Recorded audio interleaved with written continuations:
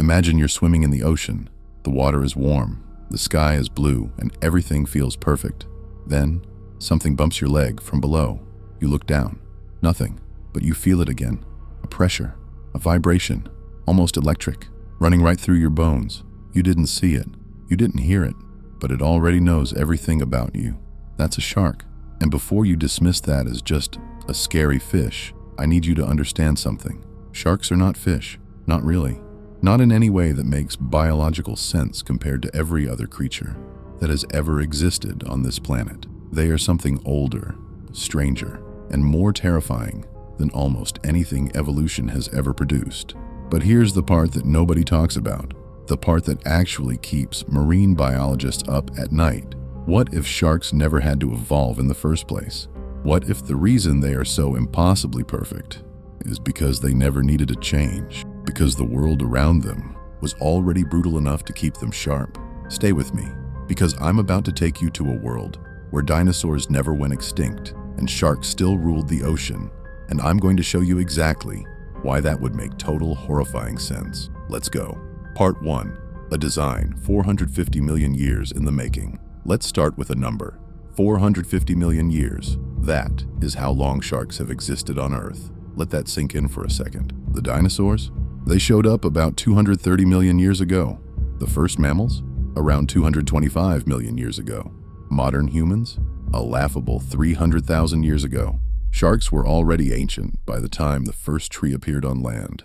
They have survived 5 mass extinctions. 5. The same events that wiped out trilobites, wiped out the dinosaurs, wiped out 96% of all marine species in the Great Dying. Sharks just kept swimming. They outlasted supercontinents. They watched Pangea break apart. They were there before the Atlantic Ocean even existed. Now here's what makes that truly bizarre. Sharks haven't changed much. The basic blueprint, the cartilage skeleton, the sandpaper-like skin called denticles, the multiple rows of teeth, the torpedo body. Most of it was locked in hundreds of millions of years ago. And evolution basically said, yeah, this is fine. Don't touch it. We call animals like this living fossils, but that term doesn't do justice to what sharks are. A living fossil implies something that got lucky, something that survived by hiding in a corner of the world where nothing challenged it. That is not what happened with sharks. Sharks survived because they became so overwhelmingly perfect at what they do that the planet itself could not produce anything better. And what do? They hunt, they feel, they sense, in ways that go so far beyond our own biology that calling them animals almost feels like an insult. Part 2. The world where dinosaurs still walk and sharks still rule. Okay, I want you to do something with me. I want you to imagine an alternate timeline. The asteroid that hit the Yucatan Peninsula 66 million years ago, it misses by a few thousand kilometers. It misses.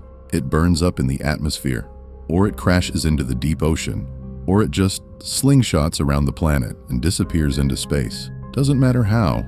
The point is, the dinosaurs survive. In this world, Tyrannosaurus rex still roams what we call North America. Mosasaurs still patrol the shallow seas. Pterosaurs fill the skies. The entire Cretaceous ecosystem, the most dominant and complex food web the world had ever seen, just keeps going for another 66 million years. Now here's the question I want you to think about. What happened to the sharks? And the answer is absolutely nothing, because sharks had already been dealing with things just as terrifying as T-Rex for hundreds of millions of years. In the Cretaceous ocean, sharks were sharing the water with mosasaurs, massive predatory marine reptiles up to 17 meters long, armed with double-hinged jaws and 2 rows of teeth. They were sharing the water with plesiosaurs, with enormous predatory fish like Cephactinus, a 6-meter monster with a gape wide enough to swallow a human whole. Sharks didn't run from these creatures. They competed with them. And in our timeline, when all those animals went extinct, sharks just filled the gap, diversified, and kept going. So in our alternate world, the world where the asteroid misses, sharks don't just survive alongside dinosaurs. They thrive. They become even more specialized, even more diverse, because the pressure on them never lets up. Imagine a great white in the same ocean as a surviving mosasaur. Who wins? Honestly, depending on size and circumstance, it could go either way. Because a modern great white is not built to be prey. It is built to be a perfect weapon, and a weapon that has been perfected over 500 million years does not suddenly become obsolete just because a big lizard is in the water. In a world with dinosaurs, sharks would probably look very similar to what they look like today. Maybe some species would be larger. Maybe their hunting strategies would differ slightly. But the fundamental design, that stays, because perfection does not need to be updated. Part 3. Senses that shouldn't exist. Now let's get into the biology. Because once you understand how a shark actually perceives the world, you start to understand why no amount of evolutionary pressure, not dinosaurs, not asteroids, not anything, was ever going to be enough to kill them. Start with smell. A shark's olfactory system is legendary for a reason. Depending on the species, between 2/3 and 3/4 of a shark's brain is dedicated to processing smell. They can detect a single drop of blood diluted in the equivalent of an Olympic swimming pool. Some species can smell prey from over 400 meters away. When a great white locks onto a scent trail, it doesn't just follow a smell. It follows a gradient, turning left and right, zigzagging through the water, reading concentration differences so fine that it's essentially navigating with its nose the way you'd use GPS. But smell is the most boring of their senses, because sharks also have something called the lateral line system, a set of hair-like sensors running along their entire body that detect pressure changes and vibrations in the water. Every movement, every heartbeat, every struggling fish generates a pressure wave. Sharks feel those waves directly, like the water is an extension of their own nervous system. A shark can detect a fish in total darkness with zero visibility at significant distance, purely from the micro disturbances it creates in the water. But even that is not the most impressive part. The most impressive part is something that took scientists decades to believe was real: electroreception. Around a shark's snout, there are tiny gel-filled pores called the ampullae of Lorenzini. These pores detect electrical fields, specifically the bioelectric fields generated by the muscle contractions and nerve impulses of living animals. Every time your heart beats, it produces a tiny electrical signal. Every time your muscle fires, it produces an electrical signal. Sharks can detect those signals. They can find a flatfish buried under a meter of sand by sensing its heartbeat through the sediment. They can navigate using the Earth's magnetic field, using these same organs as a biological compass. No other group of vertebrates has this ability. It is something that appears to have evolved once in the early cartilaginous fish lineage, and it has been so extraordinarily useful that it has been maintained, essentially unchanged, for hundreds of millions of years. In our dinosaur world, this sense would have made sharks the ultimate apex intelligence of the ocean. Mosasaurs couldn't hide from an electrical sense. Plesiosaurs couldn't hide. Nothing could. Part 4. The alien biology of a perfect predator. Now I want to talk about the stuff that gets even weirder. Because it's not just the senses, it's the entire biological architecture of a shark that defies expectation. Take the skeleton. Sharks have no bones. Their entire skeletal structure is made of cartilage, the same flexible material that makes up your nose and ears. This sounds like a weakness. It isn't. Cartilage is lighter than bone, which means sharks expend less energy staying at depth. It's more flexible, which means sharks can twist and maneuver in ways that bony fish cannot. And cartilage heals dramatically faster than bone. A shark that takes a significant injury can recover at a speed that would be physically impossible for a mammal or a bony fish. And the teeth. Everyone knows sharks have multiple rows of teeth that regenerate, but the actual numbers are staggering. A shark replaces its teeth continuously throughout its life. Some species lose and replace a tooth every week or two.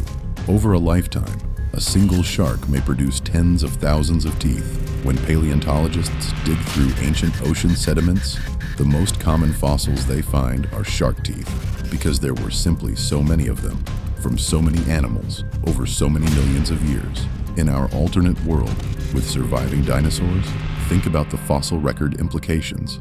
In that world, shark teeth would vastly outnumber dinosaur bones in the sediment layer. In terms of sheer biological output, Sharks would be the most documented creature in Earth's history, not because they were rare and got lucky, but because they were everywhere, all the time, constantly producing evidence of their existence. Now let's talk about reproduction. Shark reproductive strategies are, once again, unlike almost anything else in the animal kingdom. Some species lay eggs in tough, leathery cases called mermaid's purses. Some give live birth, like mammals. Some, and this is the part, that sounds like science fiction, practice intrauterine cannibalism. In sand tiger sharks, the embryos in the womb develop functional teeth and jaws while still inside their mother.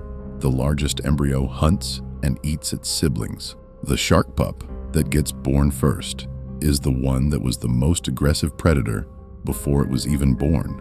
It enters the ocean having already survived a competition that most animals never face. Natural selection, operating inside a womb, in a world where dinosaurs created even greater evolutionary pressure. It's possible this strategy would have become even more extreme. Bigger litters, fiercer competition, pups born with even more survival instinct, pre-programmed. The ocean in that alternate world would have been terrifying in ways we can barely imagine. Part 5. The Immortal Machine. Why sharks don't age like we do. Here's the last thing I want to leave you with, and this one genuinely disturbs me in a way I find hard to articulate. Scientists studying Greenland sharks, a deep, cold water species that can grow up to 7 meters long, discovered something extraordinary. By analyzing the carbon isotopes in the lens of the shark's eye, a tissue that forms before birth and doesn't regenerate, they were able to estimate the age of individual animals. What they found was that Greenland sharks can live for over 400 years. One female was estimated to be approximately 392 years old, plus or minus 120 years. That means she could be over 500 years old. She was potentially alive before the invention of the telescope, before Shakespeare finished his plays, before the Pilgrims landed in America. She was swimming in the North Atlantic, slowly, silently, detecting electrical fields and following scent trails during the entire European age of exploration. And sharks don't appear to age the way we do. They don't show the same accumulation of cellular damage, the same telomere shortening, the same exponential increase in mortality risk as they get older. Some researchers believe certain shark species may be biologically non-senescent, meaning they don't experience biological aging in any meaningful sense. They die from predation, disease, or injury, not from growing old. In our dinosaur alternate world, where there are no humans, no fishing fleets, no climate change driven by industry, what happens to a Greenland shark with a 400-year lifespan in a world that doesn't end? What does a shark become after 1,000 years? After 2,000? We genuinely don't know what the upper ceiling of shark longevity looks like in a world without human interference, because we've never seen it. We may never see it. In that alternate Earth, dinosaurs walking the continents, mosasaurs hunting the shallow coasts, and ancient sharks cruising the deep ocean. There could be individuals alive today that were born before the first dinosaurs were common. Not metaphorically, literally. Animals older than most of the surface landscape, carrying some kind of biological memory of a world that we can only piece together from fossils. That is not a fish. That is something else entirely. Nothing about them is normal, and that's the point. So let's bring this back to where we started. You're in the water. Something bumps your leg. You feel the vibration before you hear anything, before you see anything. That creature, whatever size, whatever species, is the product of 450 million years of uninterrupted refinement. It survived every extinction event this planet has ever thrown at life. It would have survived dinosaurs because in many ways it was already sharing the planet with creatures just as dangerous. Its senses are so advanced that some of them don't have a human equivalent. There's no word in any human language for what it feels like to detect a heartbeat through an electric field, because no human has ever experienced it. It doesn't have bones. It grows unlimited teeth. It can live for centuries. Some species may not biologically age. It was perfected so early, so thoroughly, that 500 million years of evolution looked at the design and said, nothing needs to change. When people call sharks simple, when people call them primitive, I want them to understand. That's the most sophisticated compliment you can give a living creature. To be so perfectly engineered for your environment that the environment itself, no matter what it throws at you, cannot break you. That is not primitiveness. That is the pinnacle of biological success. The dinosaurs are gone. The mosasaurs are gone. The plesiosaurs, the giant insects of the Carboniferous, the megalodon, all gone. Sharks are still here, and if the asteroid had missed, if the dinosaurs had survived into the modern era, I promise you, sharks would still be here. Older, stranger, maybe even bigger, but still here, still perfect, still hunting, still feeling your heartbeat through the water from 100 meters away. Nothing about sharks is normal, and now you know exactly why. If this video did something to your brain, if you're looking at the ocean differently right now, subscribe, because we have a lot more of this coming. Drop a comment telling me what animal you want me to break down next, and I'll see you in the next one.